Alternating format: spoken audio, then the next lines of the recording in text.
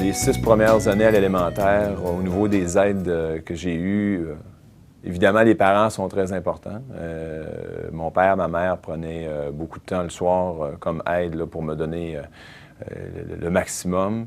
Alors, ça, c'était l'aide, les ressources humaines que j'ai eues le plus cher tout au long de mon cheminement. Puis, point de vue aide technique, à ce moment-là, on fonctionnait avec, loupe. J'avais une lampe sur mon bureau pour me donner plus d'éclairage. C'était pas mal ça, les aides. Sinon, mes parents, souvent, allaient faire du contraste au niveau de mes feuilles lignées pour écrire, donc pour que je puisse mieux voir les lignes. Alors, mon père repassait sur les lignes avec un crayon feutre pour vraiment contraster, faire un bon contraste avec le papier. Juste avant d'entrer au cégep, là, il a fallu que j'apprenne le braille et que je devienne là, habile avec l'ordinateur, puis tous les logiciels adaptés pour poursuivre mon cheminement qui m'a mené à l'université. Lorsque j'ai appris le braille, j'ai pris vraiment une année où je me suis concentré sur l'apprentissage du braille et aussi tout ce qui est braille intégral, braille abrégé et en plus les logiciels adaptés. Pour ce qui est de l'université, bien, le baccalauréat en physiothérapie, moi je l'ai fait à l'Université Laval et il n'y avait absolument rien d'adapté pour moi. Par contre, je pense que c'est moi qui devais m'adapter à la situation. Généralement, c'est toujours comme ça. La personne qui a un handicap doit s'adapter au monde extérieur et non l'inverse. Je pense que, par exemple, il faut avoir une certaine ouverture du monde voyant. Et alors, tout compte fait, les adaptations qu'on a faites à l'Université Laval, c'était, entre autres, si je fais référence à mes cours d'anatomie, on a des laboratoires à suivre où on pratique sur des spécimens humains, des cadavres. Alors, il n'y a aucune adaptation qui est faite sur le cadavre comme tel, mais avec l'aide d'une personne, un moniteur, alors privé. Donc, j'étais capable, du ratio 1 pour 1, d'être capable d'apprendre et de faire le même apprentissage que les autres étudiants qui, eux, avaient un moniteur pour peut-être une dizaine d'étudiants, 12 étudiants. J'ai eu de l'aide de mes coéquipiers, de mes collègues. Souvent, pour moi, c'était plus facile d'écouter les notes de cours que j'avais à étudier pour l'examen que de les lire en braille, parce que j'étais pas très rapide puisque je l'ai appris tard et je ne suis pas un lecteur né. J'avais eu un premier décollement de rétine à l'âge de 14 ans. J'étais au secondaire. J'ai complètement floppé mon année parce que j'étais à l'école régulière. J'avais pas les ressources autour de moi pour me donner un coup de main. Donc, j'ai complètement floppé mon année et après ça, on m'a inscrit à l'école Louis Braille, qui est Jean Coilette aujourd'hui, où j'ai fait tout mon secondaire, là, de secondaire 1 à secondaire 5, là. Ce qui m'a permis d'apprendre le braille, d'utiliser des aides comme la télévisionneuse, les loupes, des choses comme ça. Et quand j'ai fait mon deuxième décollement de rétine, j'étais en secondaire 5 à Louis Braille. Mais encore une fois, ça a été une chance dans une malchance, là, je ne sais pas comment on peut dire. Mais comme j'étais à Louis Braille, j'ai pas perdu mon année. T'sais. Les profs se sont adaptés vraiment à mes problèmes de vision, ce qui fait que j'ai pu terminer mon secondaire 5 là, comme n'importe quel autre jeune. J'ai fait un DEC là, en travail social. En gros, ça a bien été.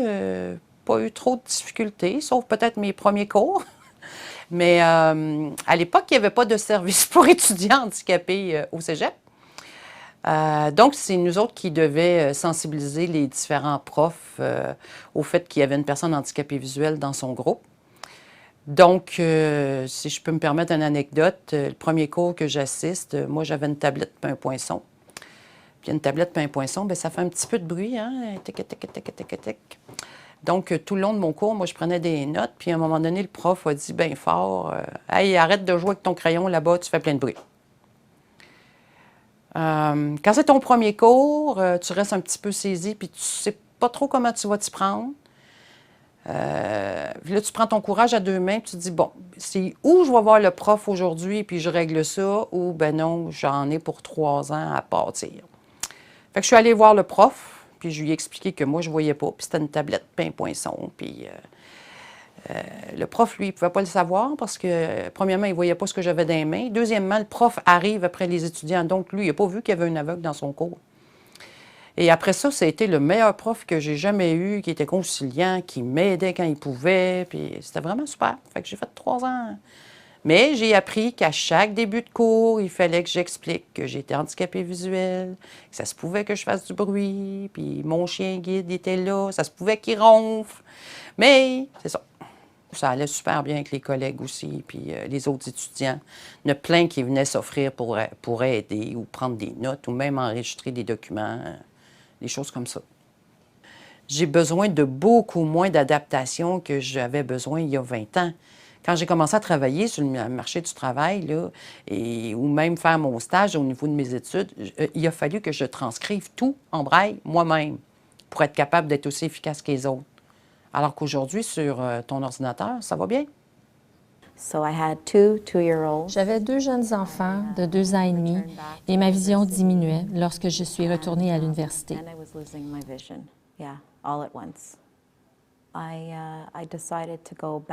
J'ai voulu retourner aux études pour obtenir mon diplôme en travail social. Et c'est à ce moment-là que j'ai commencé à perdre ma vue. Je n'ai pas tout de suite associé mes difficultés de lecture, c'est-à-dire mes difficultés à lire mes livres, à travailler à l'ordinateur et à suivre ce qui se passait au tableau, avec une perte visuelle. Je me suis dit, je deviens folle. En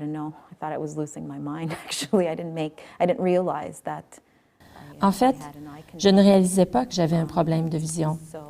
Alors, je ne m'étais pas inscrite au bureau des étudiants en situation de handicap,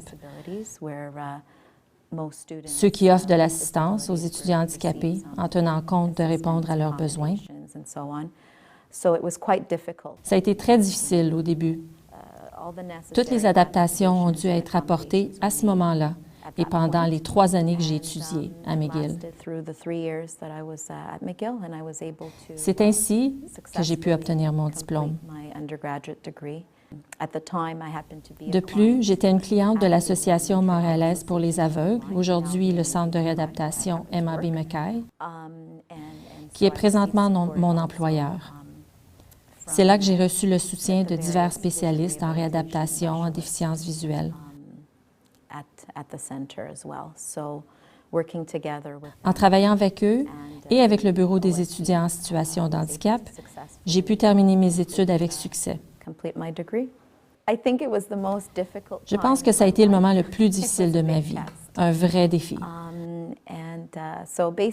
Alors, j'ai fait appel à toutes les ressources qui m'étaient accessibles. J'ai pu ainsi relever les défis qui se présentaient à moi.